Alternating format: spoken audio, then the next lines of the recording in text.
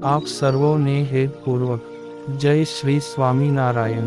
આજની સત્સંગ કથા વાર્તા નિજ મંદિર સાવરકુંડલા પવિત્ર ચાતુર્માસ વિશેષ। આજની સત્સંગ કથા વાર્તામાં આપણે ચરિત્ર કથા અંતર્ગત સોરઠ પ્રાંત જૂનાગઢ જિલ્લામાં આવેલા અગતરાઈ ગામના પર્વતભાઈની પ્રસંગ વાર્તા સાંભળશું। એક સમયે શ્રીજી મહારાજ સોમલા ખાચર, સુરા ખાચર, અલૈયા ખાચર, મોકા ખાચર આદિ કાઠી દરબારો સાથે સોરઠ પ્રાંતના અગતરાઈ ગામે પર્વતભાઈના ઘેર પધાર્યા હતા। ત્યારે પર્વતભાઈની ઓસરીમાં મહારાજે સભા ભરી। આ સભામાં સર્વ પાર્ષદો, કાઠી દરબાર ભક્તો અને ગામના સત્સંગીઓ બેઠા હતા। અને શ્રીજી મહારાજે ધર્મ, જ્ઞાન અને વૈરાગ્ય તથા ભક્તિની અમૃતમય વાતો કરી। ત્યાં સંધ્યા ટાણું થતાં ગામને ચોરે શંખ ફૂંકાયા। રામજી મંદિરે પૂજારીએ ભગવાન શ્રી રામચંદ્રજીની આરતી ઉતારી ને ઝાલરોના ઝણકાર થયા ને નગારે ઘા દેવાયા। આ વખતે ઝીણો ઝીણો વરસાદ વરસતો હતો, એટલે જ્યાં મહારાજ બિરાજમાન હતા ત્યાં મશાલો કરીને બે વાણંદો આવ્યા। તે મશાલના પ્રકાશમાં શ્રી હરિ સિવાયના બધા ભક્તો ઊભા થયા અને મહારાજને નમન કર્યું અને પ્રગટ ભગવાનની આરતી ઉતારી રામ કૃષ્ણ ગોવિંદ અને નારાયણ ધુન્ય કરીને ભક્તોએ પ્રગટ ભગવાનને સાષ્ટાંગ પ્રણિપાત કર્યા।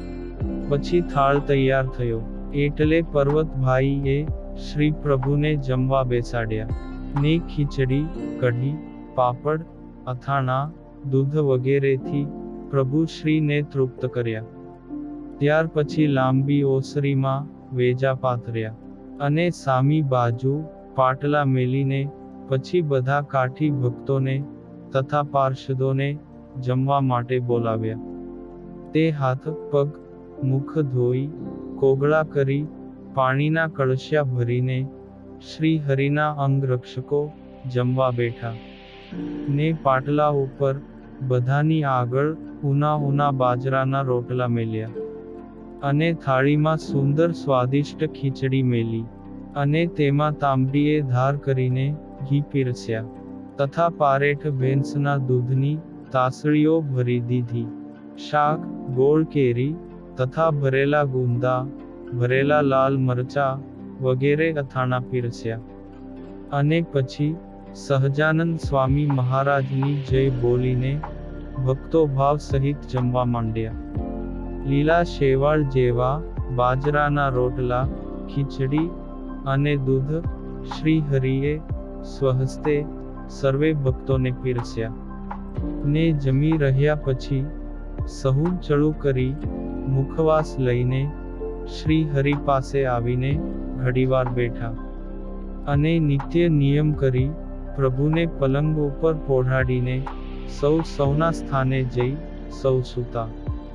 એ દિવસોમાં સર્વ પાર્ષદો વારા ફરતી શ્રી હરિના ઢોલીએ ચોકી કરતા હતા ને શ્રી હરિ તથા સર્વે ભક્તો પોઢી ગયા ને તે રાત્રે ઝીણો ઝીણો વરસાદ વરસતો હતો ને વાતાવરણમાં ટાઢોળું હોય તે સૌ કોઈ ગોદડા, ધાબળા વગેરે ઓઢીને સૂતા હતા અને ઢોર ઢાંખરને પણ ફરજામાં બંધ કમાડવાળી કોઢીઓમાં બાંધેલા હતા।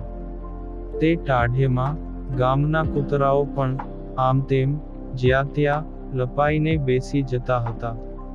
તે વખતે એક કાળુંડી કૂતરી ધીમે ધીમે કરતી પર્વતભાઈના ફળિયામાં આવી અને જ્યાં મહારાજ પોઢ્યા હતા ત્યાં તેમના ચરણ પાસે આવીને ગોટો વળીને બેસી ગઈ। એટલે ચોકી કરતા પાર્ષદે તે કૂતરીને લાકડીનું ઠેબું માર્યું। તે કામુકારા કરવા માંડી।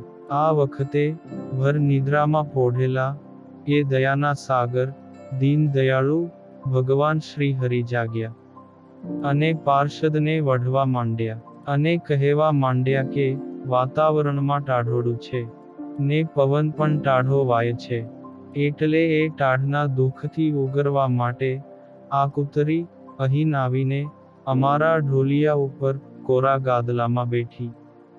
એમાં તમારું શું ગયું, કે તમોએ તેને લાકડીનું ઠેબું માર્યું? આમ કહીને શ્રી પ્રભુ તો પાછા પોઢી ગયા, ને મોડી રાત્રે ચોકી પહેરામાં હવે માતરા ધાધલનો વારો આવ્યો. માતરો ધાધલ, શરીરે કાંઠાળા, મોટી આંખો, ને વિશાળ ભાલે દેખાવડા હતા. તેઓ હાથમાં લાકડી લઈને ચોકી પહેરો કરવા લાગ્યા. પરંતુ એ વખતે વરસાદ તો પહેલાની માફક સતત ચાલુ જ હતો. તે મહારાજ જ્યાં પોઢેલા હતા, ને ભક્તો પણ બધા સૂઈ ગયા હતા. આવા સમયે તે કૂતરી પાછી આવી અને પ્રભુના પલંગ ઉપર ચડીને ટૂંટિયું વળીને પાંગતે બેસી ગઈ.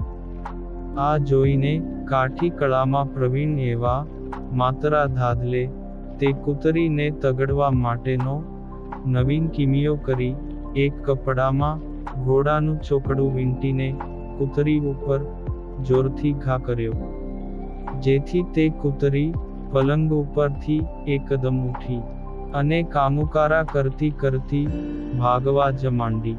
તેના અવાજથી શ્રીજી મહારાજ પાછા જાગ્યા, પણ માતરા ધાધલ તો પોતાની પથારીમાં માથે કપડું ઓઢીને સૂઈ ગયા, અને જાણી જોઈને નસકોરા બોલાવવા માંડ્યા. ત્યારે શ્રીજી મહારાજે ચારેય બાજુ જોયું, પણ કોઈને દેખ્યા નહીં. પણ કૂતરીને મારી તે સારું લાગ્યું નહીં, અને પાછા વઢવા માંડ્યા. ત્યારે ઘરધણી પર્વતભાઈ હાથ જોડીને કહેવા લાગ્યા કે, હે મહારાજ, આમાં કોઈનો કાની વાંક નથી. પણ કૂતરીએ ચાલ મેલ્યો જ નહીં. ત્યારે શ્રીજી મહારાજ કહે કે, પર્વતભાઈ, આ કાઠીભાઈ કળામાં કેવા પારંગત છે, તે જુઓ ને. કૂતરીને મારીને ખોટે ખોટા નસકોરા બોલાવવા માંડ્યા છે. ત્યારે માતરા ધાધલે બેઠા થઈને શ્રીજી મહારાજને ચરણે નમસ્કાર કરીને કહ્યું કે, હે મહારાજ, મેં કૂતરીને બીજું કની માર્યું નથી, ફક્ત લુગડું જ માર્યું છે. તે સાંભળીને બીજા બધા દરબારો પણ હસવા માંડ્યા. ત્યારે ભગવાન શ્રી હરિએ સર્વજનોને શિક્ષાના વચનો કહેતા કહ્યું કે, હે ભક્તો, અણસમજુ અને દીન દુઃખી જીવ ઉપર આપણે દયા રાખવી જોઈએ. આ પાવન પ્રસંગ આજે સત્સંગ સાગરના મોતીમાંથી સાંભળ્યો, અને હવે પછીની કથા વાર્તા આપણે આગળના ભાગમાં સાંભળશું. અત્યારે આપ સર્વોને ભાવથી જય શ્રી સ્વામિનારાયણ.